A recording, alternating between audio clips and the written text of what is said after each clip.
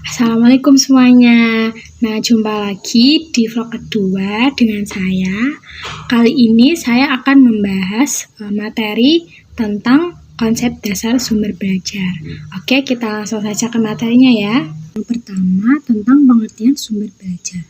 Sumber belajar adalah segala sesuatu yang mendukung terjadinya proses belajar, termasuk yaitu sistem pelayanan, bahan pembelajaran, serta lingkungan yang dapat digunakan baik secara terpisah maupun terkombinasi, sehingga mempermudah peserta didik dalam mencapai tujuan belajarnya. Nah, sumber belajar ini dapat berupa benda nyata, model, media cetak, media audio atau visual, informasi dari orang lain, iklan, dan masih banyak lagi. Selanjutnya yaitu fungsi sumber belajar. Yang pertama terdapat fungsi utamanya, yaitu untuk memperbaiki, memelihara, dan meningkatkan kualitas pembelajaran yang sedang dilaksanakan. Kemudian, fungsi sumber belajar yang lain diantaranya yang pertama meningkatkan produktivitas, serta lebih memantapkan proses pembelajaran. Kemudian yang kedua, memungkinkan pembelajaran yang sifatnya individu kepada siswa. Yang ketiga, memberikan dasar yang lebih ilmiah terhadap pembelajaran bagi siswa. Yang keempat, memungkinkan belajar siswa secara seketika dan penyajian pembelajarannya juga lebih luas. Kemudian, mengatasi keterbatasan guru dalam mengajar.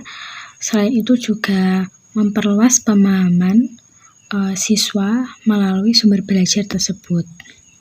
Siswa juga lebih antisipatif dan proaktif terhadap perkembangannya.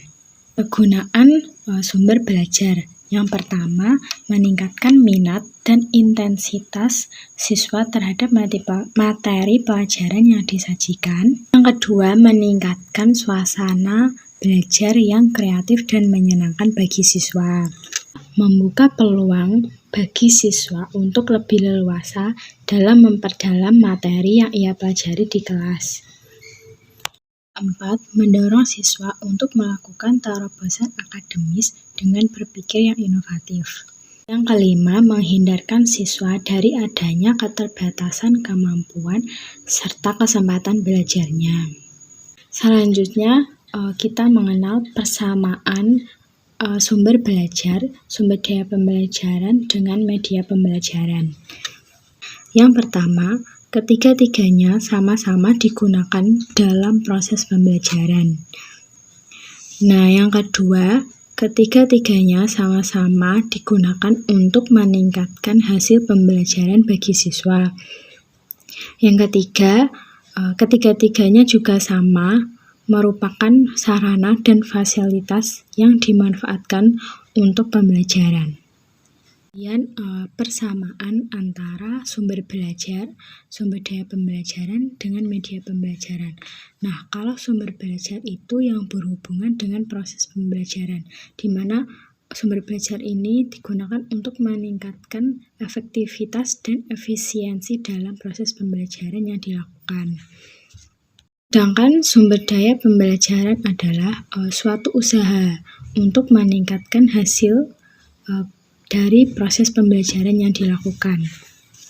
Media pembelajaran yaitu berbagai jenis dan komponen yang ada dalam lingkungan sekolah untuk dimanfaatkan dalam proses pembelajaran. Jenis sumber belajar. Jenis sumber belajar ini dilihat dari segi perancangnya dibagi menjadi dua. Yang pertama yaitu jenis sumber belajar yang dirancang, yang kedua jenis sumber belajar yang dimanfaatkan.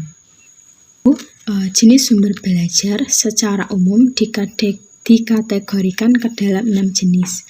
Yang pertama yaitu pesan, yang kedua orang, yang ketiga bahan, yang keempat peralatan, yang kelima teknik atau metode, dan yang keenam yaitu lingkungan. Memilih sumber belajar yang baik, yang pertama yaitu ekonomis. Kemudian kita juga harus memilih sumber belajar yang praktis dan sederhana, serta mudah diperoleh. Selanjutnya, fleksibel, serta komponen-komponennya sesuai dengan tujuan. Kriteria tersebut juga masuk ke dalam kriteria secara umum ketika kita memilih sumber belajar yang baik. Strategi. Selanjutnya, strategi merancang sumber belajar, yaitu mengidentifikasi karakteristiknya di mana disesuaikan dengan tujuan pembelajaran yang dilakukan, serta disesuaikan dengan kemampuan guru dan kebutuhan siswa. Model penggunaan dalam sumber belajar. Yang pertama, guru secara penuh memberikan proses pembelajaran bagi siswa atau total teaching. Yang kedua, sebagai sumber utama atau major resource. Yang ketiga, sebagai pelengkap atau suplemen view. Sekian dulu vlog kedua dari saya. Itu tadi adalah pembahasan mengenai konsep dasar sumber belajar. Mohon maaf apabila ada kesalahan. Semoga bermanfaat bagi teman-teman yang menontonnya. Wassalamualaikum warahmatullahi wabarakatuh. Sampai jumpa.